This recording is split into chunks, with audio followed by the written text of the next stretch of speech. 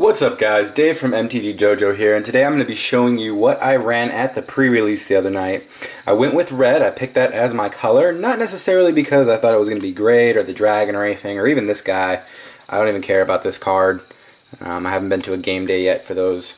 But I ran it because I wanted to get this dice. I wanted red dice. I wanted to add to my massive dice collection that I have, and well, I like dice. So I got the red dice, and that's what I went for. Now, let's talk what we all want to see. Let's look at some cards. Let's look at what I ended up running. I first started off going red-black, and I ran that for the first two games, or the first two rounds. There were 4 rounds. Ran it for the first 2, and I did all right with those first 2 rounds. I went 1-1, but I didn't really like my deck. I went red and black, and it wasn't that strong because I didn't have that many. I didn't really have any bombs besides the default promo dragon that you get. So it was basically a deck built around throwing out some weak creatures, bestowing on them, making them intimidated, and just blasting through where they couldn't hit. Problem was, it was red and black and blue were the 2 colors that were being played like crazy here. The meta game where I was at, it was a lot of people, almost everybody had black in their deck at some point. So made intimidating really tough to do on people because I was limited. So I ended up switching it after the second game, and I'm glad that I did because I went 2-0 for the last 2 matches. Went 3-1 and ended up getting packs. Woo! So I'll be opening up those later for you guys.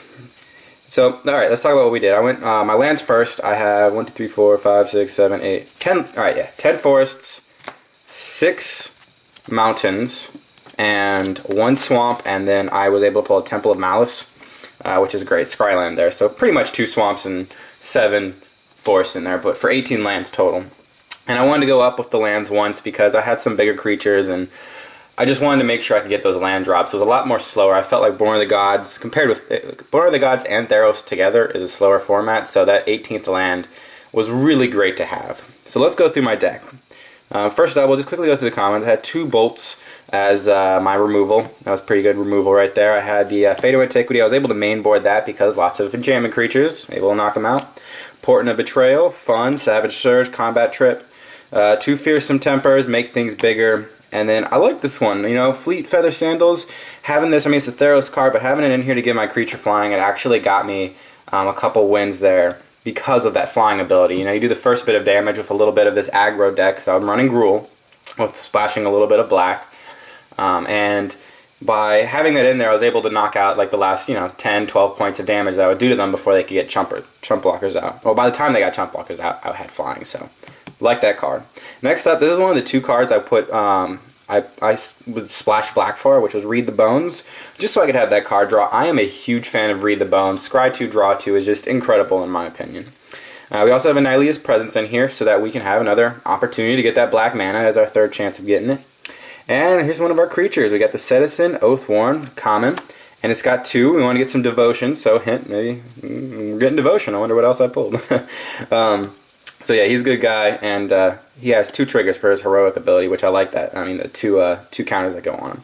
Then 2 of these centaurs, I'm crazy there. A Kragma Butcher, which is fun. I like its inspired ability. Can't wait to build a Minotaur deck. It's getting better and better with all these cards they release. Then we have another just combat trick, Hunt the Hunter, and this is kind of semi-removal for green. I didn't have a lot of removal. I was running like Sip of the Hemlock with my black-red deck, but when I switched over, didn't have that much crazy removal, so this is just another one of my small pieces. And then next up, Everflame Eidolon, a pumpable card, and pumpable was actually great in limited format this time around. It worked really well. And this is the other card I splashed for, Spiteful Return. This card is bonkers, man. This card is amazing. Whenever he attacks, or whatever creature it's enchanted to attacks, that player loses 2 life. It is great for winning these games because that is just a huge amount of damage it adds on to it. He's basically a 1-1. Or a 3-3 for 2, kind of, it's pretty sweet. Alright, so, Fanatic of Xenagos. This card is insanely awesome as well. I like it. The Trample, the Tribute ability. I'm able to do tons of damage, especially the way I built this deck where I can make him bigger and bigger and bigger. Fantastic. I really liked it because he was able to get so much damage in for me. And this is the promo card. Obviously, this is not the foil promo card that you get. I actually traded that one for this one because I like the art better. So that Forgestoker Dragon, and I never got to play him. I mean, he's alright. He's a decent dragon, but I never got to play him because I just never pulled him in my hand. I never had him in my hand at any of the games except for one, and I had already won at that point, so I didn't play him. This is another card that's usually a sideboard only card, but I made boarded because the metagame was, well, everyone was playing blue. It was almost every deck I played except for one played blue, and the one guy who didn't, I didn't really have any other creatures that were good, so I figured, hey, if I get the Hydra, you know, turn 6, turn 7, even though it's not necessarily mana efficient, you know, 6 mana for a 5/5, so on and so forth, still a big creature. Big creatures are hard to deal with. So I brought this bad boy out there, and he did great as well. Another card we got was Oracle of the Bones, another Minotaur, and I like this one as well. I could see it being a lot better in a Minotaur deck. It didn't serve me well with its ability. Pretty much everybody just said, you know what, I'm not going to pay the tribute, play your spell, and I didn't have a spell that I wanted to play. I always had like Portent of Betrayal in my hands, and I didn't want to waste it on nothing or like a kill spell. I didn't have many spells. And this is the big boy. Put this in my seeded pack, not in a booster, which was, you know, awesome. Pulled him, Xenagos, God of the Reveals, and yeah, just Xenagos God. I like his ability at the beginning of combat. Creature gets plus XX, so I combined him with the Fanatic or some of these other pumpable guys. I mean, really anybody. This card is fantastic. You don't need the Devotion, really, to get him to be good. You get great value for him, even without him being a creature. And if you do have the Devotion, which is why I had some of those green creatures that didn't do much, but had the 2 kind of in their thing there, doing their thing. So, yeah, like this deck. It did well. I went 3-1. I was able to get all these booster packs, which, you know, is awesome.